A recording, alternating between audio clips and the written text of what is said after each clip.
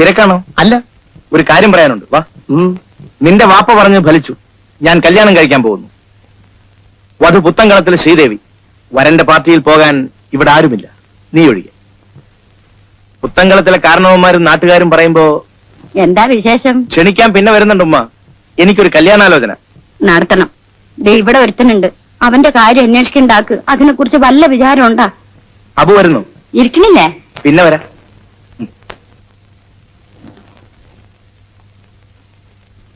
ഒരു വീട്ടിലേക്ക് ആവശ്യമായ സാധനങ്ങൾ എന്തൊക്കെയാന്ന് വെച്ചാൽ ഒരു ലിസ്റ്റ് എടുത്ത് വാങ്ങിച്ചോണ്ട് വരണം. ഓ, അതൊക്കെ അച്ഛന്മാർ നോക്കിക്കോണം. ഓ, ഇവിടുത്തെ ഏർപ്പാട് എന്തൊക്കെയാ വേണ്ടതാവോ? ഇവിടെ വിശേഷിച്ചൊന്നുമില്ല. അല്ല, പാർട്ടി സദ്യ അങ്ങനെ വല്ലതും? ഒന്നുമില്ല. എനിക്കാരുമില്ല കുറുപ്പേ ഇവിടെ. അല്ല, ചങ്ങാതിമാർ പുറത്തല്ലേ, സൽക്കാരവും സദ്യ അവിടെ ചെന്നിട്ടായാലും മതി. ദൂരത്തുനിന്ന് കാണാൻ വന്ന ആളാ. പിന്നെ കുറുപ്പേ, ശ്രീദേവിയുടെ പാസ്പോർട്ടിന്റെ കാര്യം. ഗോപിക്ക് എറണാകുളത്തൊക്കെ പരിചയമുള്ളതല്ലേ, വേഗം ശരിയായിക്കോട്ടെ. മനസ്സിലായില്ല? ഏറ്റുമാനൂരിൽ നിന്നാണ്. മകള് പറഞ്ഞിട്ട് വിവരമൊക്കെ അറിയാം. മാലതി.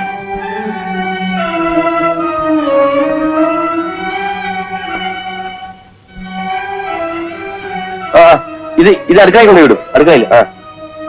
ഇത് ഈ മുറിയിലൂടെ കേട്ടോ. ഇത് അടുത്ത മുറിയിൽ. അവൾ നിർബന്ധിച്ചിട്ടാണ് ഞാൻ തന്നെ വന്നത്. നാട്ടുനടപ്പ് അങ്ങനെയല്ലെങ്കിലും. അവസാനം രാജൻ പറഞ്ഞിടത്തേക്ക് എന്നെ വന്നു. ഗുരുവായൂർ അമ്പലത്തിൽ വെച്ച് മതി എല്ലാവരും സമ്മതിച്ചു. ബുദ്ധിമുട്ട് കുറയുമല്ലോ.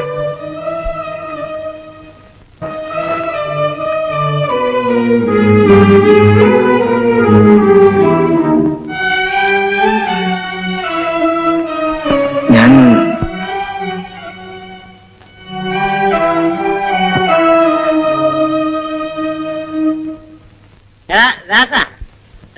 ഞാൻ മാങ്കുട്ടി നീണ്ട ദുബായിപ്പണ എനിക്ക് പുല്ലാണ്. മാങ്കുട്ടി തലപട്ടിപ്പന്നാണ്. എടാ രാജ ചോരയാണ് നീണ്ട ഒരു ബംഗ്ലാവ്. എടാ രാജ മാങ്കുട്ടിയാണ് വിളിക്കണത്. ഇറങ്ങിയോടാ പുറത്ത്. എടാ രാജ, നീ ആ ശ്രീദേവിയെ കല്യാണം കഴിക്കണത്? പുത്തൻകാലത്തിലെ പെണ്ണിന് മാറമ്മയുടെ മകൻ. അവളെ നശിപ്പിക്കാൻ കഴിയാത്തതിൽ ദുഃഖമുണ്ടാവും മാധവൻകുട്ടിക്ക്. മര്യാദയ്ക്ക് വെളിയിൽ പോ. പിഴയ്ക്കാൻ റെഡിയായിരുന്ന പെണ്ണുങ്ങൾ മാത്രമേ മാവൻകുട്ടി തൊട്ടിട്ടുള്ളൂ.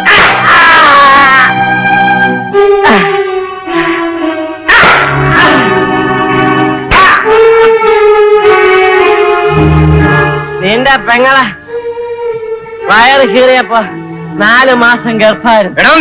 അത് എന്റെ അല്ല. അരക്ക് വെള്ളമില്ലാത്ത അമ്പലക്കുളത്തില് ചാവാൻ ചാടാല്ലേ പെണ്ണുങ്ങള്.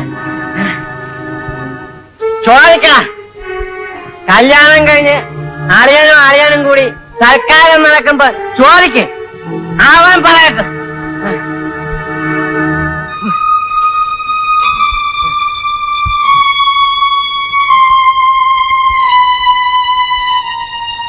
നിനക്കെന്തറിയും? നിനക്കറിയില്ലേ? എനിക്കറിയണം. ആരാണ് എന്റെ പെങ്ങളെ നശിപ്പിച്ചത്? എനിക്കറിയണം. നീ പറയില്ലേ? എന്റെ അബു, നീ ഒന്ന് സംസാരിക്കും. നിനക്കറിയില്ല? പറ ഗോപിയല്ലേ, ഇപ്പോഴെങ്കിലും ഒന്ന് പറ.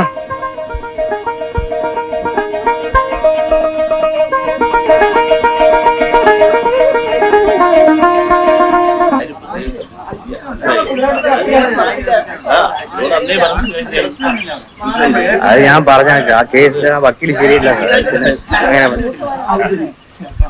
രാജനാ, ഞാൻ ഒറ്റപ്പാലം വരെ ഒന്ന് പോയിരുന്നു.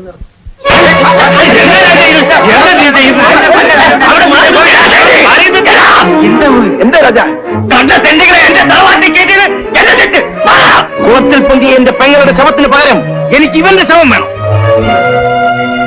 തറവാടിന്റെ പേരും നക്കാപ്പിച്ച കാശും കൊണ്ട് ഒതുക്കിയ കേസ് പൊക്കിയെടുക്കുന്നത് നിങ്ങൾക്ക് കാണണോ? കള്ളസാക്ഷികളെ കൂലിക്കെടുക്കുന്ന ഇവിടെ ശരിയായ സാക്ഷികളെ കൊണ്ടുവരുന്നത് കാണണോ? നിയമം കൊണ്ട് കഴിയില്ലെങ്കിൽ ഞാൻ എന്റെ സ്വന്തം കൈ കൊണ്ട് നിനക്ക് കൊലമരമുണ്ടാക്കും. ഞാനാണ് പറയുന്നത്, നിന്നെ നശിപ്പിച്ചേ ഞാൻ പോവും. നീ ഈശ്വരനായിരിക്കും, സൃഷ്ടിക്കാനും സംവദിക്കാനും. അതെ, അതിനടുത്തെത്തും. പണത്തേക്കാൾ വലിയ ഒരു ദൈവവും ഇവിടെ ഇല്ലടാ. 1000 ധനികൻ, 1,00,000 പ്രഭു, കോടിയുള്ളവൻ ഈശ്വരൻ, കോടീശ്വരൻ. നിനക്കില്ലാത്ത ദൈവാനുഗ്രഹം എനിക്കുണ്ടടാ, പണം.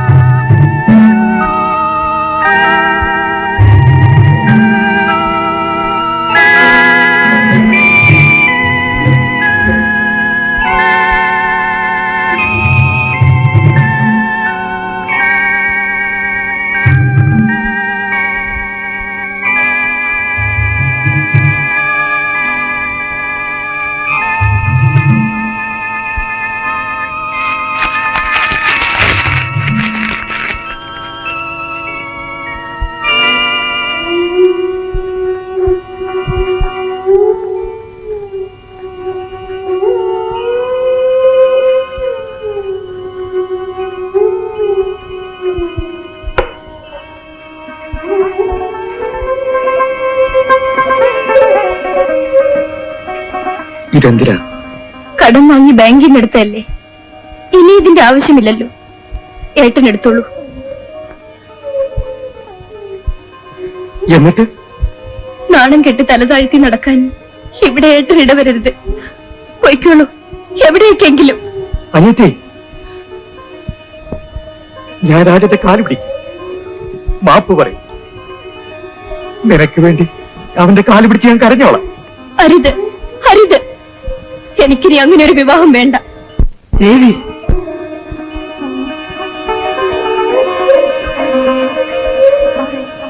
വേണ്ട, എനിക്കൊന്നും വേണ്ട.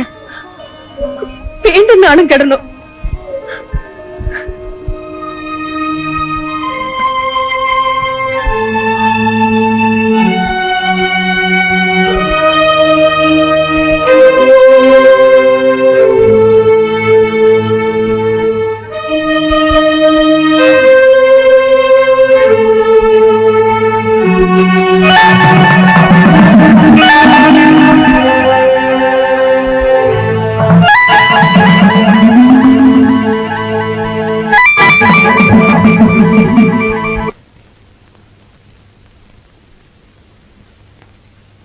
നിനക്കറിയാമോ, പഴയ ഒരു അസ്ഥികഷ്ണത്തിൽ നിന്നും ഒരു കൊലപാതകത്തിന്റെ ചരിത്രം തെളിയിക്കാം. ഡിറ്റക്റ്റീവ് നോവലുകളല്ല, എനിക്കറിയാം. വീണ്ടും വേണ്ടി വന്നാൽ പോസ്റ്റ്മോർട്ടം നടത്തും, സാക്ഷികളെ വിസ്തരിക്കും, FIR എഴുതിയവരെ, ഡോക്ടറെ. പഴയ ശവക്കുഴി വീണ്ടും തോണ്ടണ്ട. ആഗ്രഹം പോലെ തന്നെ സാധിച്ചു. രാത്രി ഛർദിക്കുന്നു കേട്ട് ശ്രീദേവി നിലവിളിച്ചപ്പോ ആളുകൂടി. ആശുപത്രിയിൽ എത്തുമ്പോഴേക്ക് കഴിഞ്ഞു. സ്വന്തം ബന്ധുക്കളെ അറിയിക്കാൻ ഞാൻ തന്നെ വേണം. അപ്പോഴാ ഇവിടുന്ന് ആള് വന്നത്. ആ, ഇവിടെ അറിയിക്കണല്ലോ.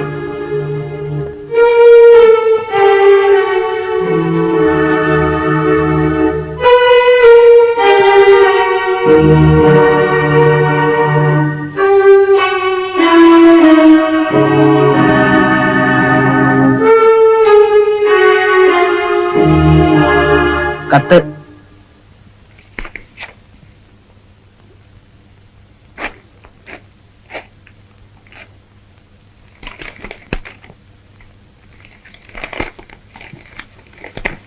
എന്റെ അഭിനന്ദനങ്ങൾ. രണ്ടുപേർക്കും എന്റെ മംഗളാശംസകൾ.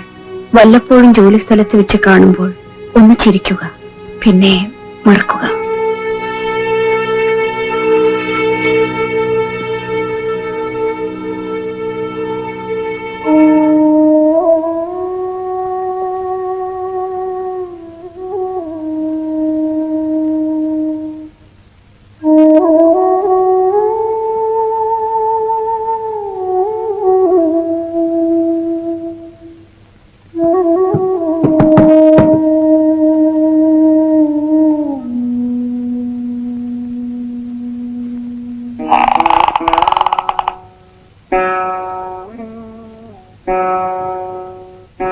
എനിക്ക് വിഷമമുണ്ട്. ഞാൻ ചെയ്തതിലൊന്നിനെ പറ്റിയും എനിക്ക് പശ്ചാത്താപമില്ല. പക്ഷേ ദേവിയെ വേദനിപ്പിക്കേണ്ടി വന്നതിൽ മാത്രമേ ഉള്ളൂ എനിക്ക് വിഷമം. എനിക്കൊരു വിഷമവുമില്ല. ഉണ്ടാവും. ആർക്കായാലും ദുഃഖമുണ്ടാവും. അതെനിക്ക് ഊഹിക്കാം. ദുഃഖം അതെനിക്കൊരു പുതിയ അനുഭവമൊന്നുമല്ല. എല്ലാ കയ്പുകളും കടിച്ചിറക്കുമ്പോൾ ഒരോർമ്മ മാത്രം മാധുര്യമായി നിന്നു. അത് ദേവിയാണ്. നിശ്ചയിച്ചതൊന്നും ഇതുകൊണ്ട് മാറുന്നില്ല. ഉറപ്പ്.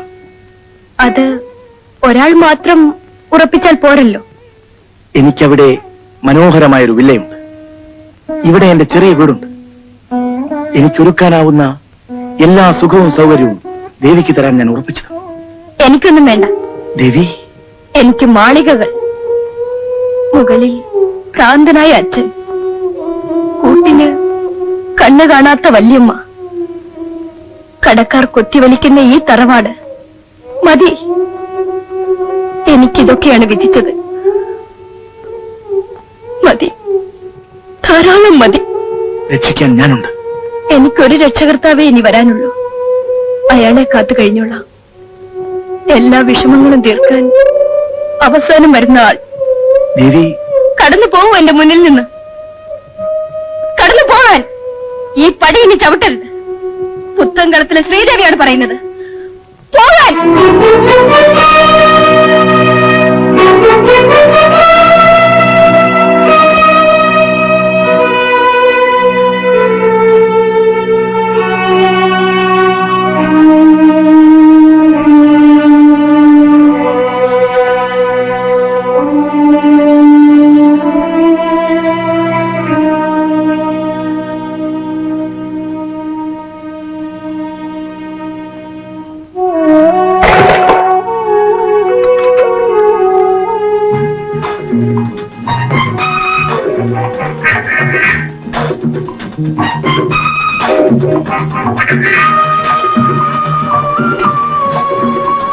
നേരെ വിട്ടോളൂ.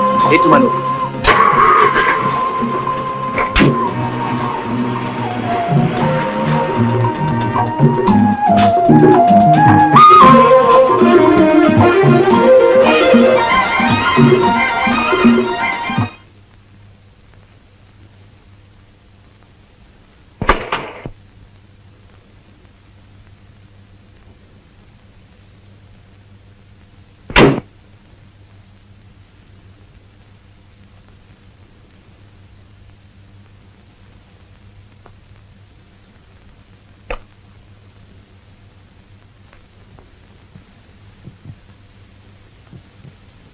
വരൂ വരൂ, ഇരിക്കും. കല്യാണത്തിന് ക്ഷണിക്കാൻ വന്നതായിരിക്കും. ഞാൻ മാലതിയുടെ സ്നേഹിതനാണ്, രാജഗോപാല മേനോൻ, ദുബായ്. മാലതി ഇന്നലെ തിരുവനന്തപുരം ഫ്ലൈറ്റിന് പോയി. ഇത് രവി, ഡോക്ടർ രവീന്ദ്രൻ, മാലതിയുടെ ഭർത്താവ്. ഓ, നൈസ് ടു മീറ്റ് യു. ഞാനും വരുന്നുണ്ട് നിങ്ങളുടെ മരുഭൂമിയിലേക്ക്. വെൽക്കം.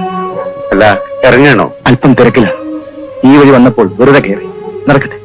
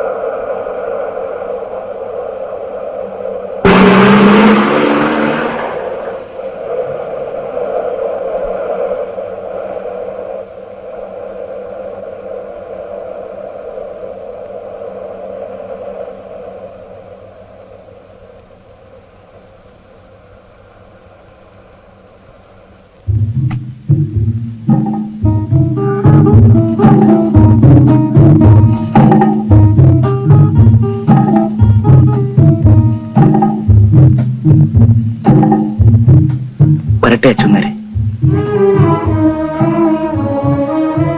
ഇതോട് വെച്ചോളൂ.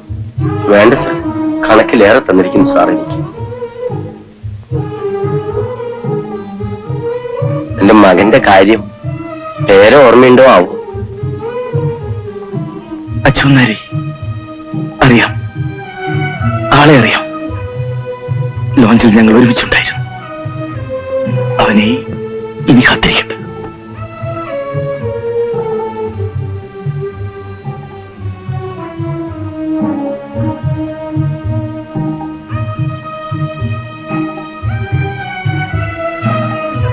മടങ്ങിക്കൊള്ളൂ അബു, ഞാൻ പറഞ്ഞ പോലെ.